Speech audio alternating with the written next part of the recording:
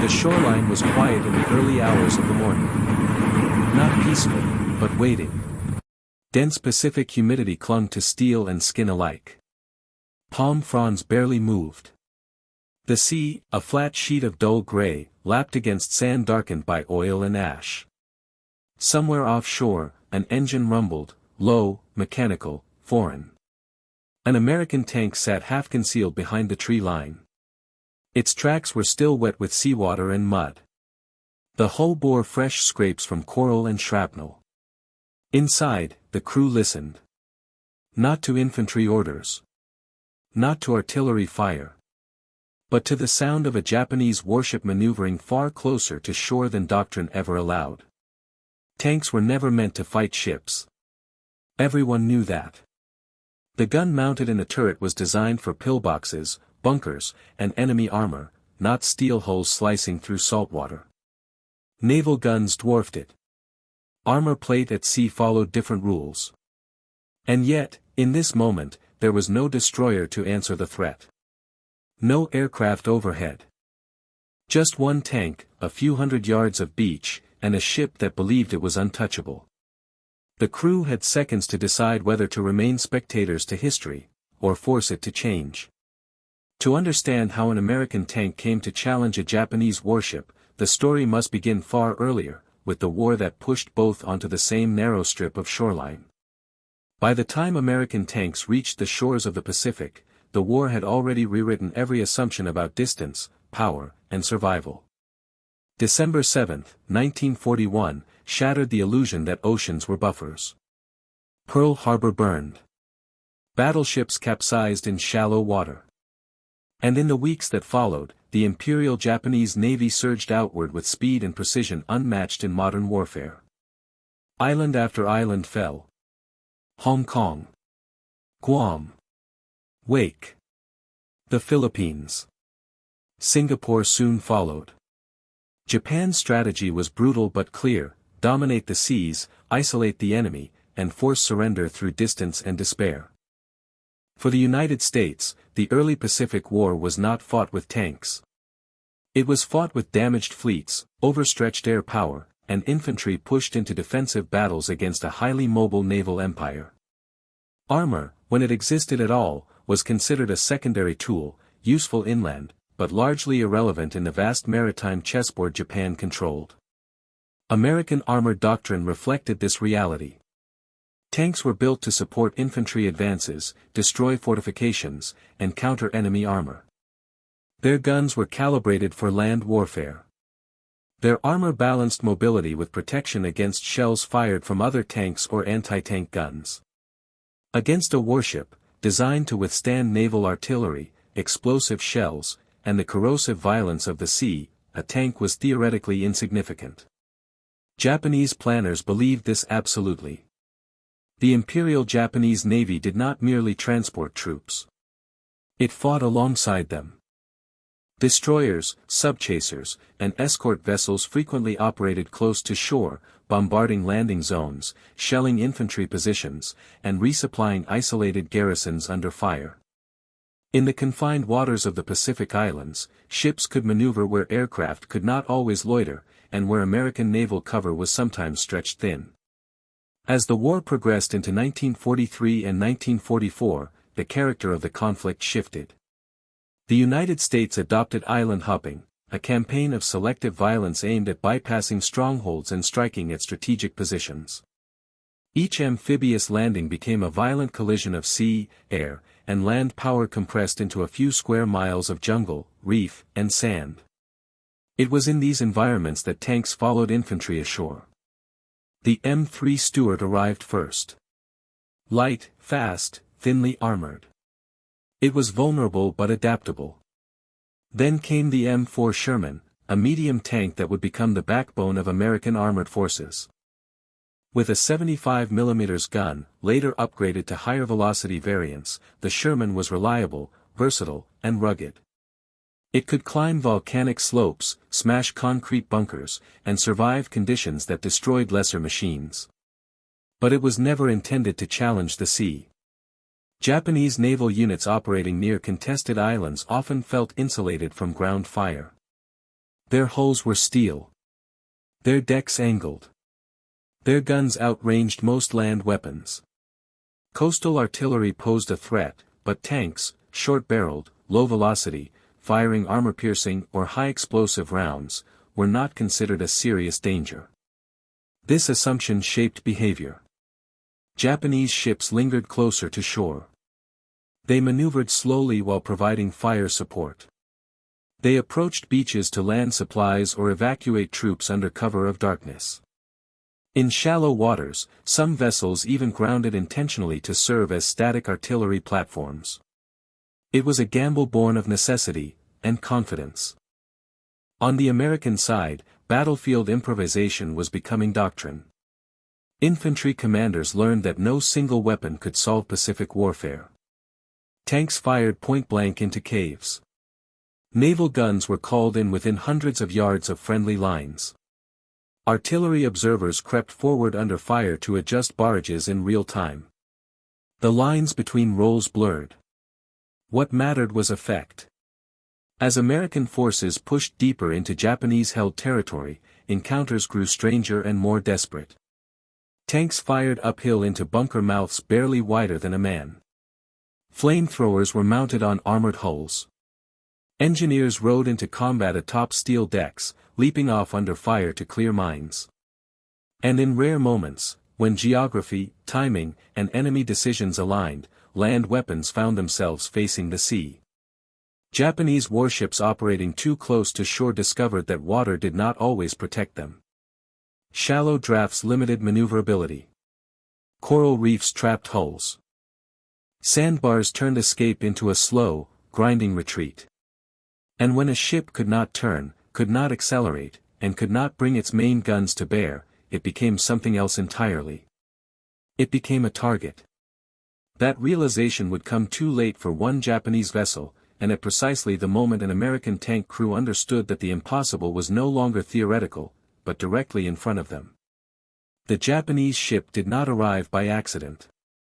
By the later years of the Pacific War, Imperial Japanese naval operations near contested islands had become increasingly dangerous, but also increasingly necessary. American submarines severed supply lines. Carrier strikes hunted capital ships. Air superiority shifted decisively. What remained for Japan were smaller vessels, escort ships, patrol craft, landing ships, and destroyers operating under darkness, weather, and coastal cover. These ships were the connective tissue of Japan's island empire. They delivered ammunition, evacuated wounded, ferried troops, and provided fire support to garrisons being slowly strangled by American advances. Without them, isolated island forces would collapse even faster. One such vessel was a Japanese landing ship, operating close to shore in support of trapped ground units. These ships, often lightly armored and not intended for surface combat, were designed to run supplies onto beaches, retract under fire, and move again before enemy air power could respond. In theory, their greatest threat was aircraft, not armor. But theory relied on control. By the time American forces landed on several key islands in the Central Pacific, control of the immediate coastline was often contested hour by hour. Beaches were shelled. Landing zones shifted. Ships approached under the assumption that ground fire would be limited to small arms or mortars. This ship was wrong. The coastline it approached was no longer merely a beachhead. It was a layered battlefield. Infantry had moved inland. Artillery observers were established. And crucially, American armor, having survived the reef crossings and beach exits, had reached positions overlooking the water. The tank involved was an M4 Sherman, a vehicle that by this stage of the war had earned a contradictory reputation. To American crews, it was dependable. To German gunners in Europe, it was vulnerable. In the Pacific, it occupied a strange middle ground, overkill against infantry, underarmored against naval guns, but devastating against fortifications. Its main gun was a 75 mm cannon firing high-explosive and armor-piercing rounds. Against concrete bunkers, it was devastating. Against thin steel hulls at close range, it was dangerous in ways few planners had considered. The Japanese ship moved slowly. It had to. Shallow waters forced careful navigation. Coral heads lurked beneath the surface. The vessel's bow pointed toward shore, its deck guns angled inland to support ground forces or suppress American movement. From the ship's perspective, the threat was above, aircraft, or perhaps behind, submarines. The shoreline itself appeared passive. From the tank crew's position, the ship was exposed. Distance mattered. At long range, the Sherman's gun lacked the velocity to reliably penetrate heavy naval armor. But this was not a cruiser or battleship. It was a lightly protected vessel, designed for transport, not combat. Its hull plating was thin. Its internal compartments crowded. Fuel, ammunition, and supplies were packed tightly below decks. And most importantly, it was close.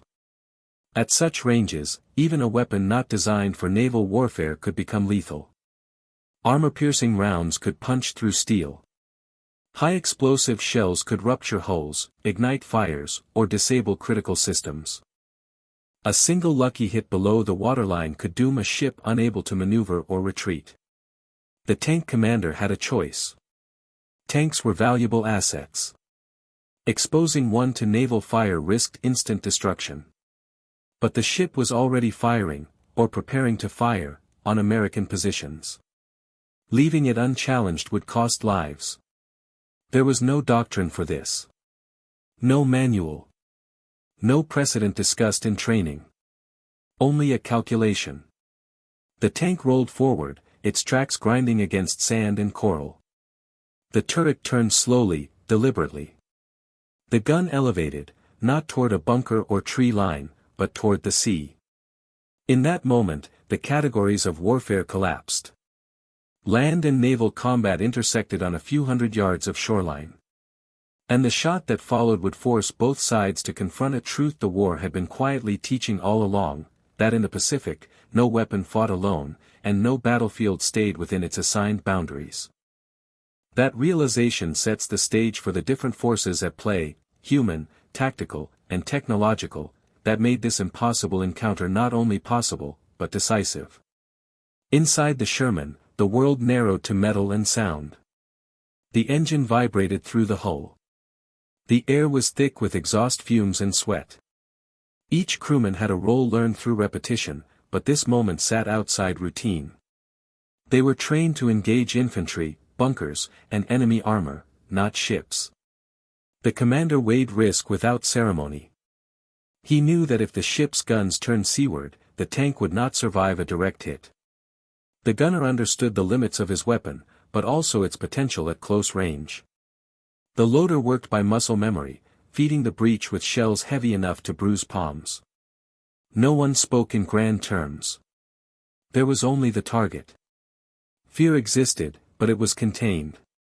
In the Pacific, danger was constant: artillery, snipers, hidden mines. This was simply a new direction from which death might arrive. What mattered was timing. If the tank fired first, if the ship hesitated, the balance could shift. The first round was not fired in anger or bravado. It was fired because leaving the ship untouched meant more American casualties ashore. Terrain dictated everything. The shoreline curved, limiting the ship's ability to maneuver. Shallow water reduced speed. Coral formations forced predictable paths.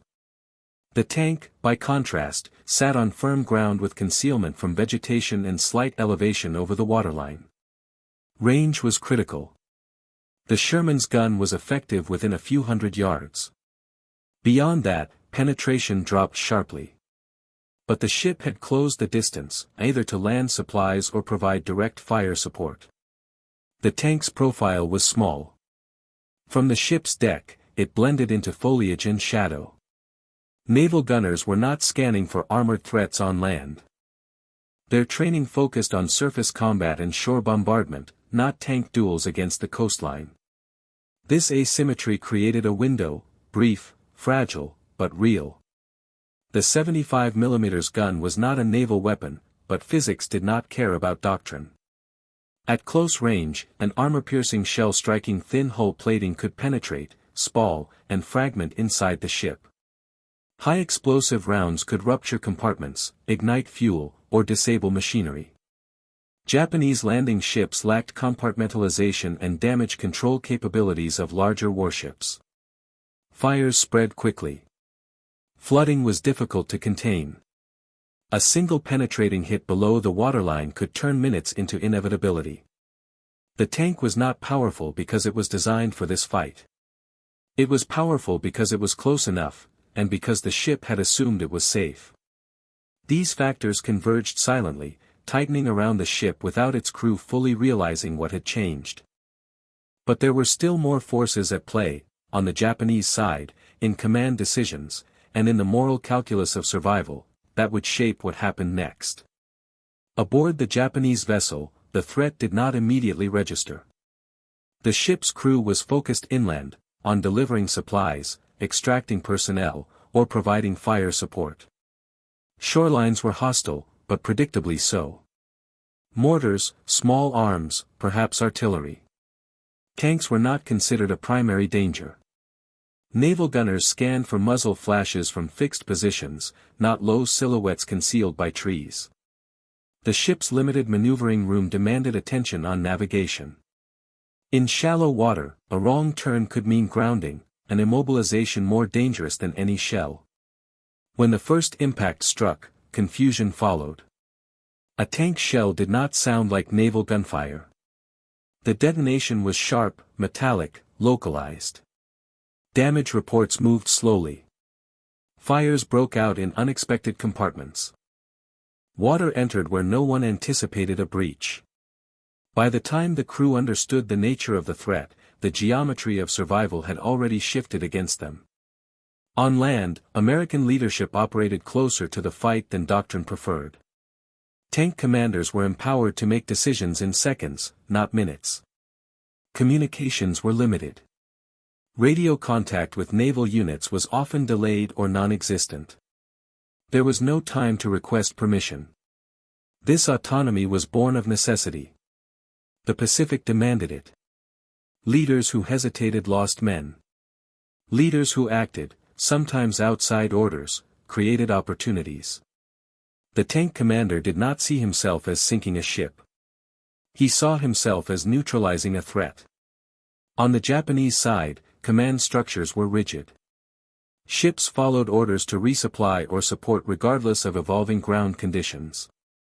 Withdrawal was often delayed to fulfill objectives, even when risk escalated. That rigidity proved fatal. This encounter carried no triumph in the moment.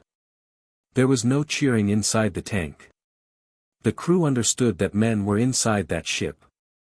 Sailors, engineers, gunners, doing their duty as faithfully as they were. But the war had erased alternatives. Leaving the ship operational meant more shelling, more casualties on the beach, more wounded carried back through sand and blood. The decision was not about glory. It was about necessity. As shells struck home, the ship began to list. Smoke rose where steel met fire. The shoreline fell silent, not because the battle was over, but because something unprecedented was unfolding.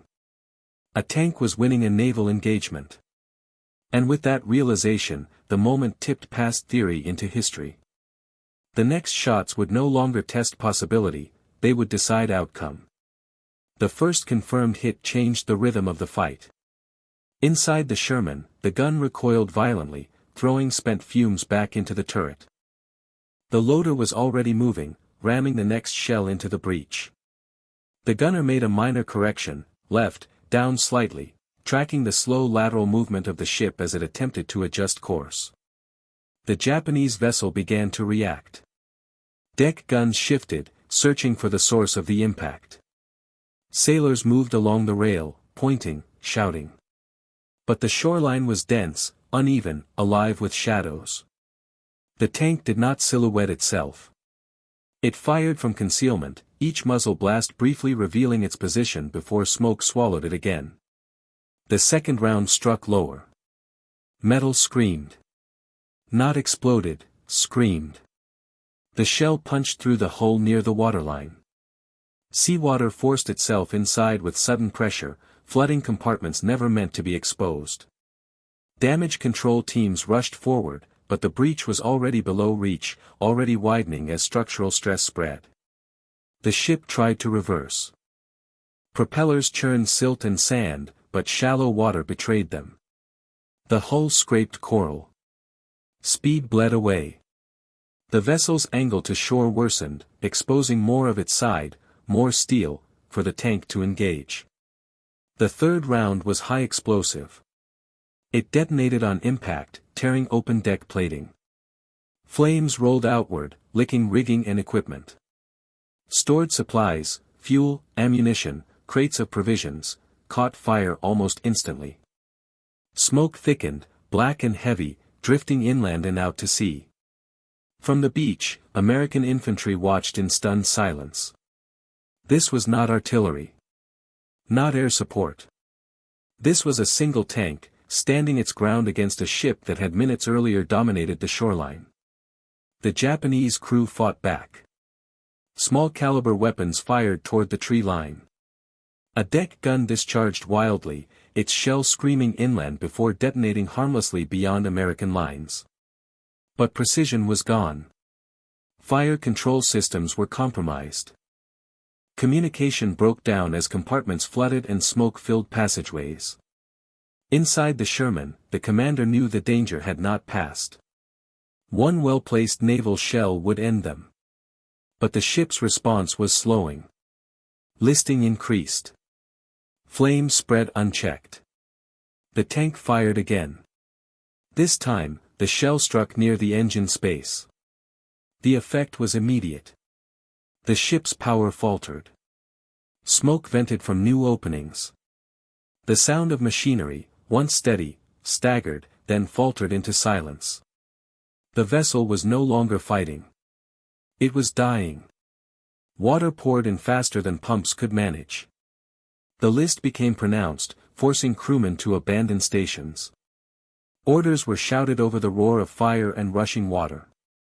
Life-saving equipment was deployed in chaos, not drills. The shoreline, once under threat, now watched the sea claim its own. But the final moment still lay ahead, as gravity and water completed what steel and explosive had begun. The ship's fate was sealed long before it disappeared beneath the surface. With propulsion gone and the hull compromised, the vessel began to settle unevenly. The bow dipped first, pulled down by flooding compartments. Fires continued to burn, fed by fuel and supplies that had never been meant to ignite in open air. Smoke rose in a thick column, marking the sight with grim clarity. The tank ceased fire. There was no need to waste ammunition. The commander watched through his optics as the ship listed further, its deck tilting at an unnatural angle. Men abandoned positions, climbing over railings, lowering themselves into the water, or jumping outright. Some swam for shore. Others clung to debris. The sea absorbed them all without distinction. Within minutes, the ship rolled onto its side. The sound was unmistakable, a deep, tearing groan as metal warped under its own weight. Air trapped inside escaped violently, bubbling to the surface in great bursts. Then the hull slipped lower, pulled down by water filling every remaining space. The sinking was not dramatic in the way films would later imagine it. There was no towering explosion. No final gunfire. Just inevitability. The vessel vanished beneath the surface, leaving behind oil, debris, and silence. On shore, American forces slowly resumed movement. Orders filtered down. The tank reversed into cover, its engines still running, its crew silent. There were no celebrations. No recognition in the moment of what had just occurred. Official confirmation would come later. Reports filed after the engagement noted that a Japanese landing ship had been sunk by direct fire from an American tank during coastal combat. The language was clinical. The implications were not. A tank, without naval support, without air cover, had neutralized a warship. For the Japanese, it was another loss in a war increasingly defined by attrition and impossibility. For the Americans, it was a lesson written not in doctrine, but in experience. Adaptability could overcome specialization. The sea reclaimed its stillness. The shoreline, briefly dominated by steel and fire, returned to jungle and sand. But the consequences of this moment would extend far beyond that beach, into reports, planning rooms, and the quiet recalibration of what was considered possible in war. The official record of the engagement was brief. In the controlled language of after-action reports, the event was reduced to facts: location, time, enemy vessel destroyed, friendly forces intact. There was no flourish. No mention of improbability. Just confirmation that a Japanese ship had been sunk by direct tank fire during a coastal engagement. But on the ground, the implications were immediately understood. The shoreline was quieter after the sinking. Naval gunfire ceased. Infantry units moved with greater confidence, no longer exposed to shelling from the sea. Wounded evacuation routes reopened. Engineers resumed work without the constant fear of bombardment from offshore. Materially, the loss to Japan was significant.